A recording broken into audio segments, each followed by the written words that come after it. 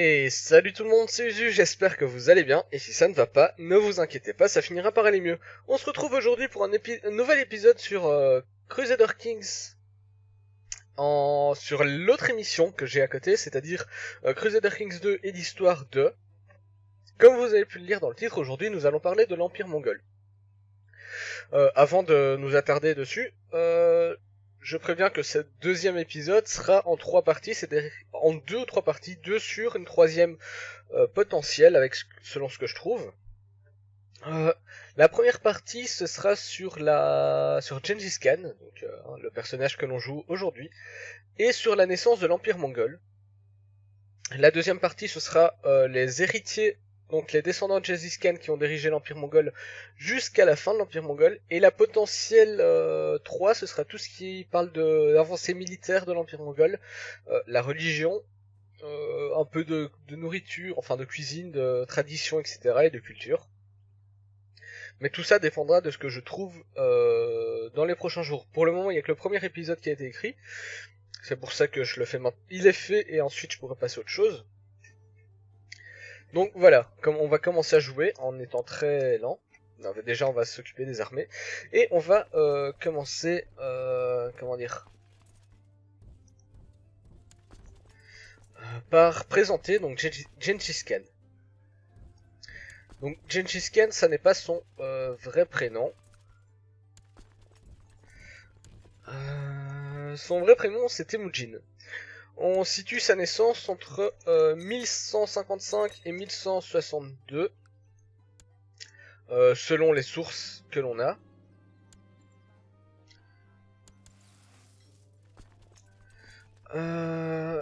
Et il est né dans la province de Khenti, en Mongolie, selon l'histoire mongole. Il pourrait également être né dans l'actuelle Russie, mais on va se concentrer sur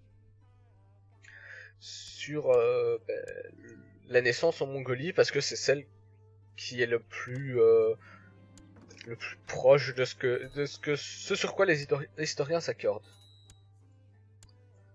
Alors, hop. Oh non, elle est bien. Hop. Donc, il est le fils du chef du chef de clan hop, chef du clan Kiyat, qui est Yesukai, et de Oelun, qui est une femme merkite qui a été enlevée quelques années auparavant. Hop. Donc,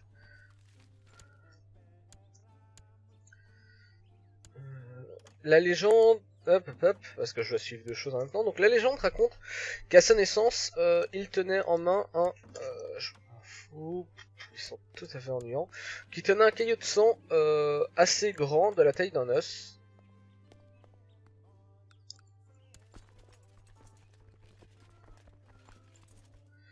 Et ce serait le signe divin qu'il serait plus tard un grand guerrier.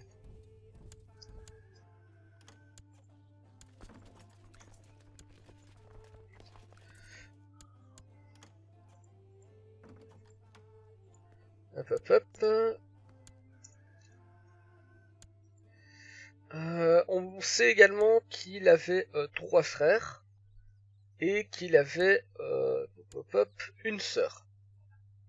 À l'époque de sa naissance et de son enfance, la Mongolie c'est un peu le grand foutoir. C'est-à-dire que le pays est déchiré par des guerres incessantes de clans et enfin entre les clans et les tribus. Euh, et avec ça tout ce qui s'accompagne, le jeu des alliances. Euh, dans comment dire, dans tout ce bazar, hop,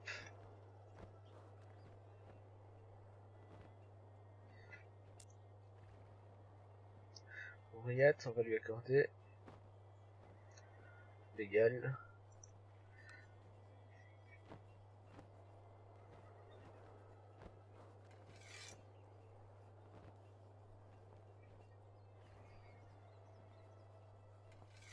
Voilà.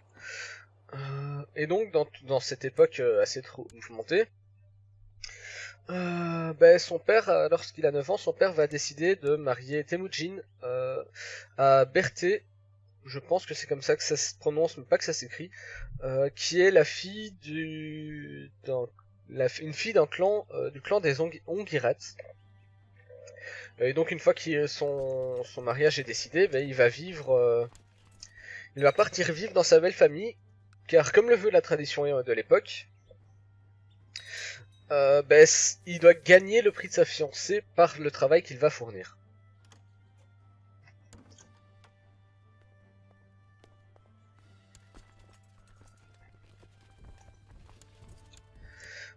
Et donc il vit chez sa belle famille, donc dans un clan différent du sien.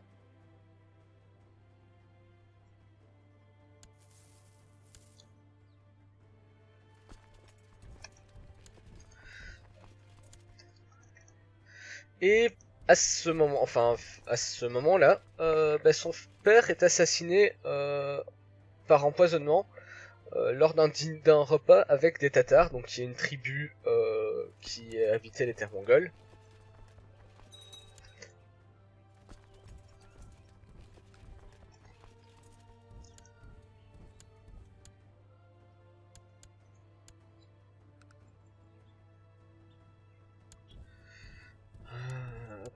Mais vu que Temujin est trop jeune, le clan il ne pourra pas le réclamer et c'est les Taedjut qui vont soumettre son clan familial.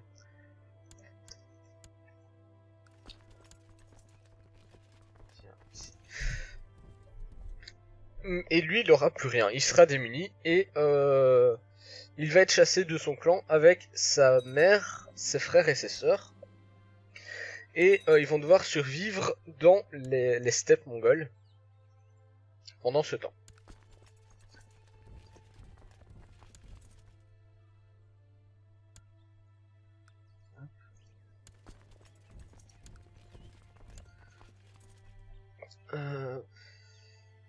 Et donc à 6 ils vont devoir survivre avec très très peu de moyens vu qu'ils ont tout perdu. Et à un moment, à cette période, il va tuer un de ses frères, enfin de ses demi-frères plus exactement, car celui-ci, premièrement c'est un rival, donc c'est pas le meilleur ami, et deuxièmement il aurait volé de la nourriture,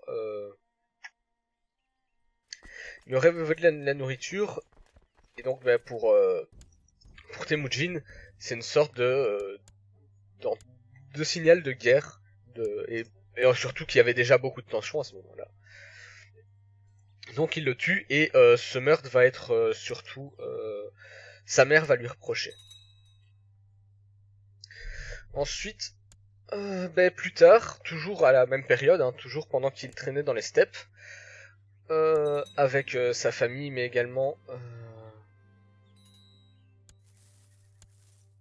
comment dire, mais également curieux.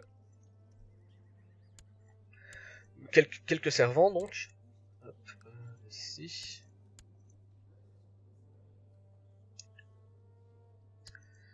Et donc, comment dire, à ce moment-là, il va être capturé par par une troupe Taedjut. Hop, oui. Car ces derniers le considèrent comme très dangereux, hein, ils se rappellent tous de la prophétie.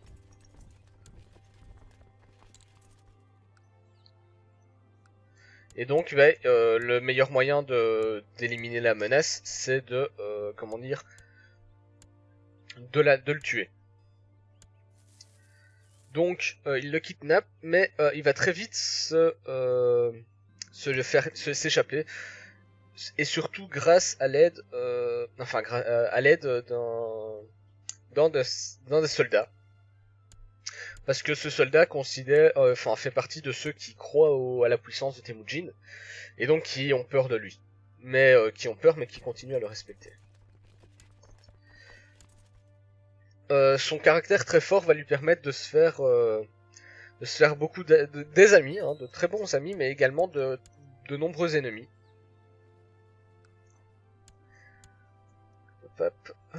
Et en 1181, donc c'est... Certains disent 16 ans, donc c'est aux alentours de 16 ans. Mais encore une fois, vu qu'on ne connaît pas son âge exact,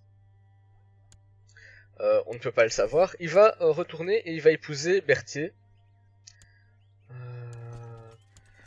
Comme ça avait été promis.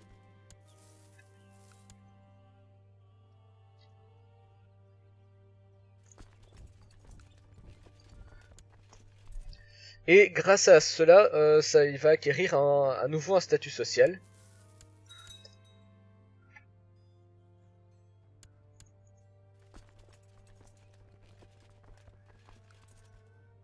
Reste là.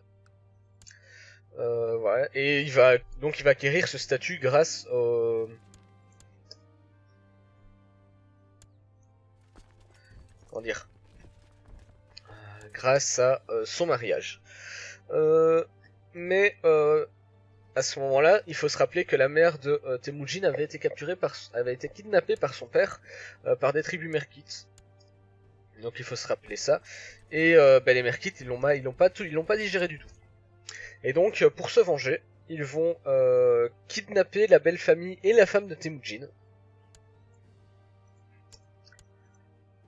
Et donc il va devoir partir et il va rentrer en mini-guerre avec donc les merkites et il va réussir à les abattre et les écraser. Ce qui va lui permettre de récupérer sa belle famille et également de commencer à se faire une réputation. Parce que oui, également, c'est très important la réputation.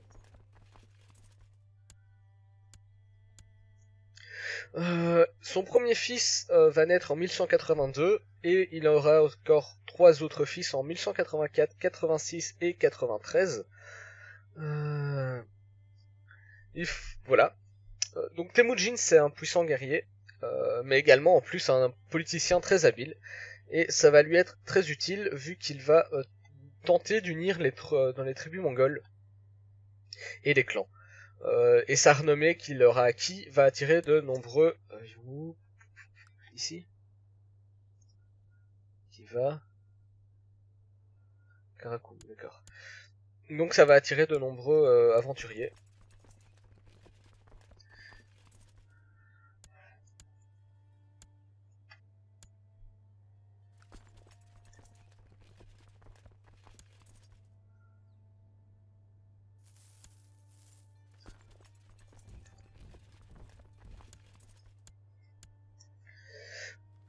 Hop.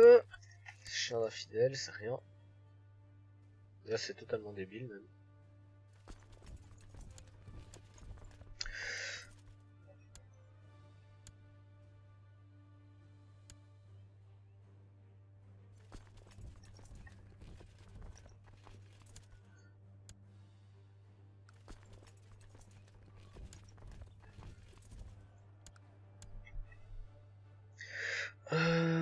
En 1195, après une série d'alliances et de guerres tribales,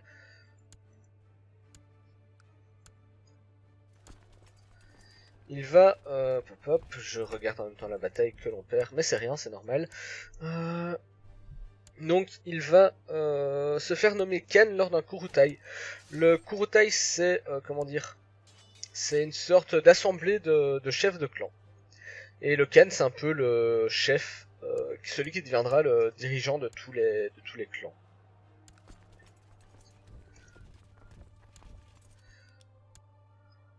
Hop. Ensuite il va mettre en place le Yasak, qui est une sorte de code politique et moral qui sera appliqué dans l'Empire par ses descendants. En 1202, il va prendre sa revanche des Tatars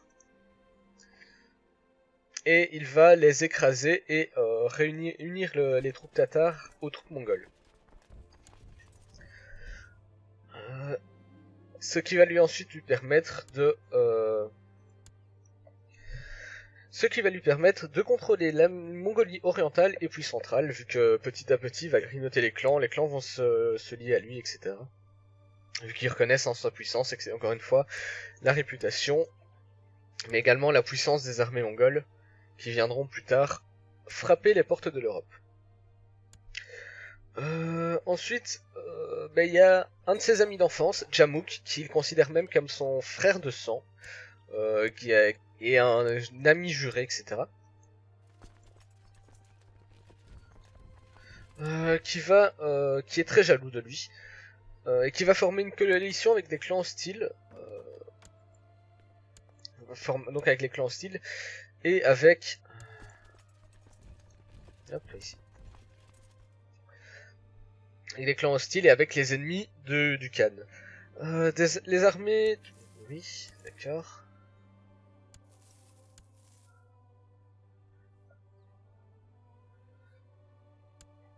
Les armées de Jamuk et de ses alliés vont attaquer celles de Temujin et la bataille déterminera celui qui prendra le contrôle du Khanat. Et c'est bien entendu Temujin qui... D'ailleurs là c'est Gengis Khan Temujin.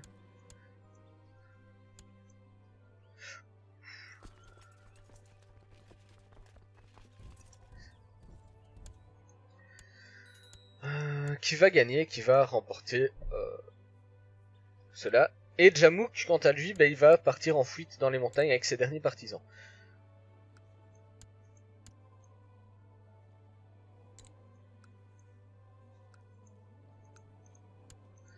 Hop. Et il va même être prêt à tout pour... comment dire, pour avoir sa vengeance sur Temujin, sauf que il commence un peu à agacer le monde avec qui il est. Et donc ses partisans vont comploter contre Jamuk et le capturer et l'amener à Temujin. Sauf que ils pensaient que Temujin allait les pardonner de tout ce qu'ils avaient fait. Et c'est là qu'ils se trompent, vu que Temujin les considère comme un peu des traîtres, vu qu'ils n'ont pas su rester fidèles à leur roi, à leur chef.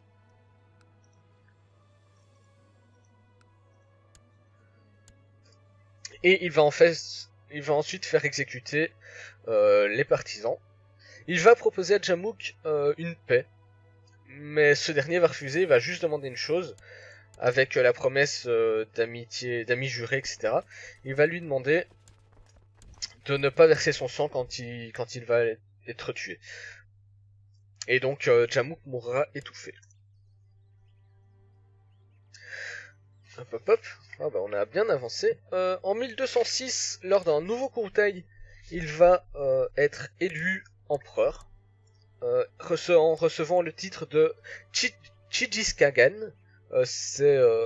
Chingis c'est l'océan, je pense. Et Kagan c'est donc l'empereur de l'océan ou des terres océaniques. Bref, c'est pas hyper clair, mais voilà à peu près ce que ça veut dire.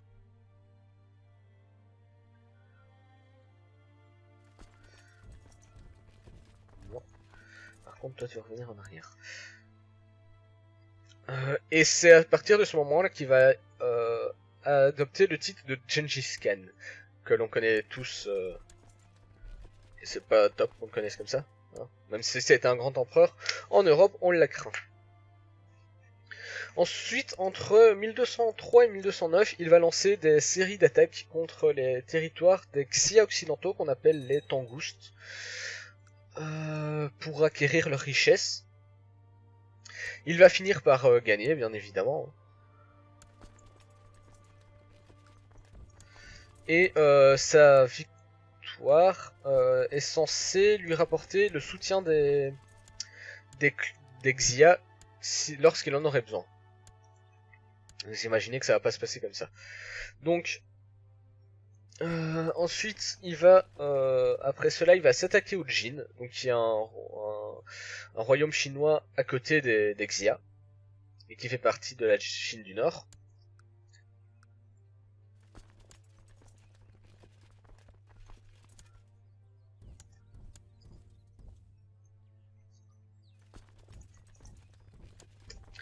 Et il va pour s'en emparer des richesses, il va rester bloqué face à la Grande Muraille pendant un certain temps. Mais pendant ce temps-là, il va en profiter pour s'emparer de la Mandchourie. Il faudra ensuite attendre. Hop.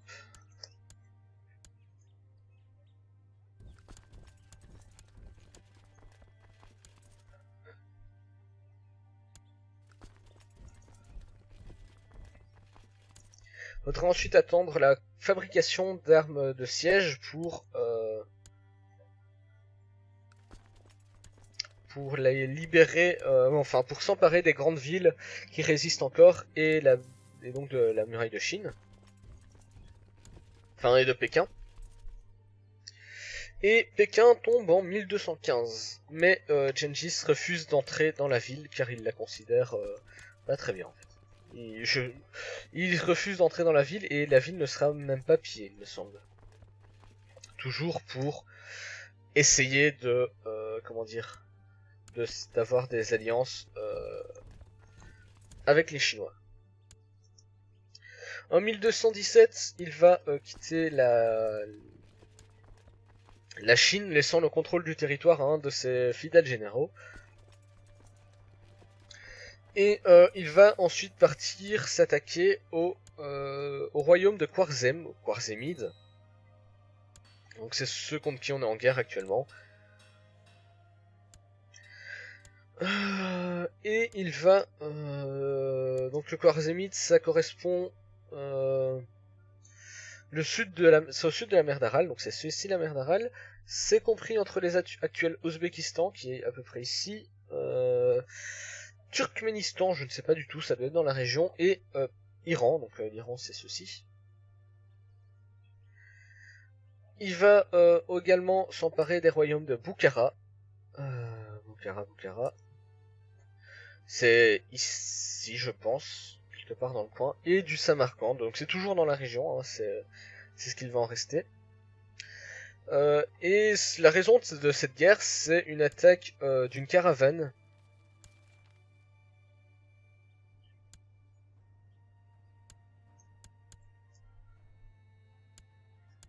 Une caravane de marchands, donc. Qui causera la mort de 450 hommes.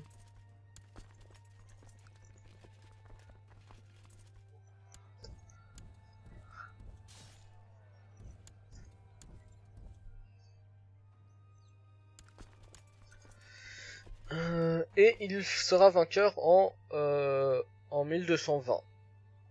En 1221, il va s'occuper un territoire jusqu'à l'Indus, donc il va grignoter la partie ici. Et pendant sa campagne en Iran, ben, il y a des gens qui vont s'allier contre lui.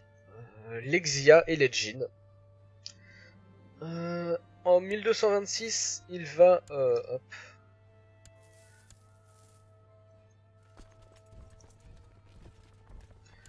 Donc en 1226, il va attaquer l'alliance des dissidents.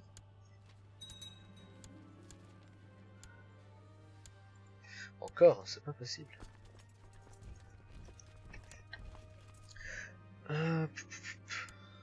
Hop, ah ben on a reçu parce qu'on était... voilà, c'est pas mal. Donc, il va... il va s'attaquer à l'alliance chinoise. Et il va prendre rapidement plusieurs grandes villes. Et en 1227, la dernière capitale de l'alliance va tomber et l'empereur sera exécuté avec sa famille.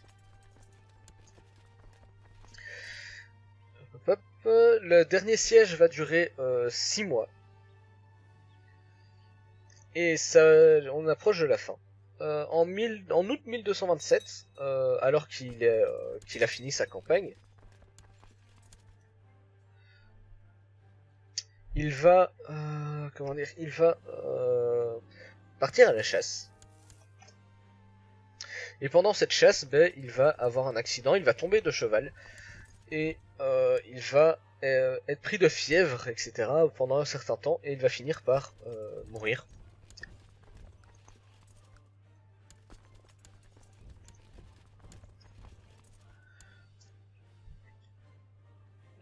Donc il tombe de cheval et finit par mourir. Son corps est ramené sur sa terre natale en Mongolie.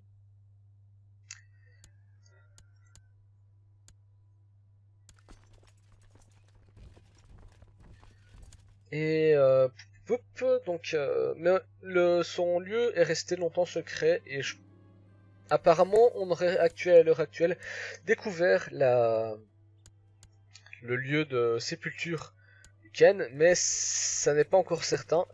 Et pourquoi est-ce que c'est resté secret? C'est parce que il y a plusieurs raisons. Donc la première, c'est que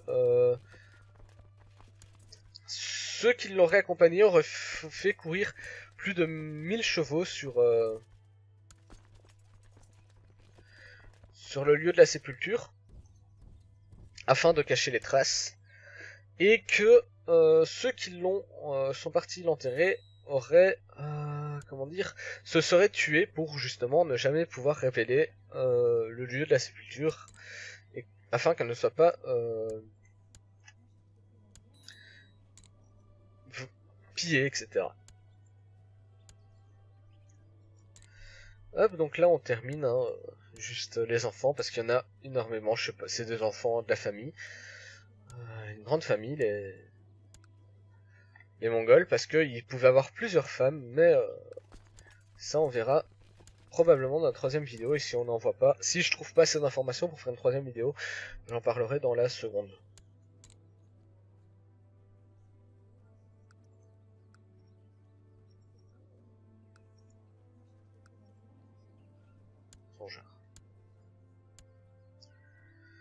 Hop, donc ici ça se passe. Là, il y a juste quelques rebelles. Donc ici c'est la fin de la première partie, donc c'est la naissance de l'Empire.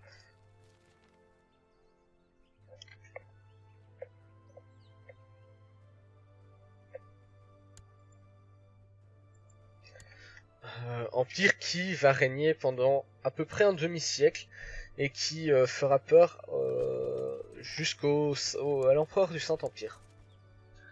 Car ils étaient très puissants et ils étaient même considérés comme les cavaliers de l'Apocalypse. Pour vous dire. Hop, on est parti. Donc, merci tout le monde d'avoir regardé cette vidéo, j'espère qu'elle vous aura plu. Ça aurait été assez mouvementé, cette guerre, hein. C'est très très mouvementé, mais on s'en sort. On va lui offrir une paix blanche.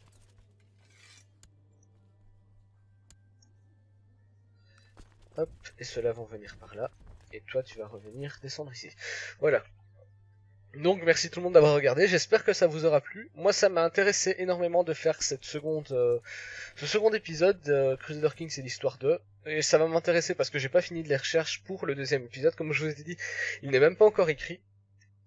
Mais il devrait venir, si c'est pas la semaine prochaine, ce sera dans 2 semaines maximum. Donc, si vous avez aimé l'épisode, pensez à laisser un pouce bleu. Si vous n'avez pas aimé, par contre, laissez un pouce rouge. Mettez vos commentaires, je y répondrai avec plaisir. Si vous avez aimé ou pas aimé, expliquez pourquoi, parce que moi ça m'intéresse. Pensez également à vous abonner pour ne pas manquer les prochains épisodes et les autres séries qu'il y a sur la chaîne. Sur ce, on se laisse et on se retrouve au prochain épisode.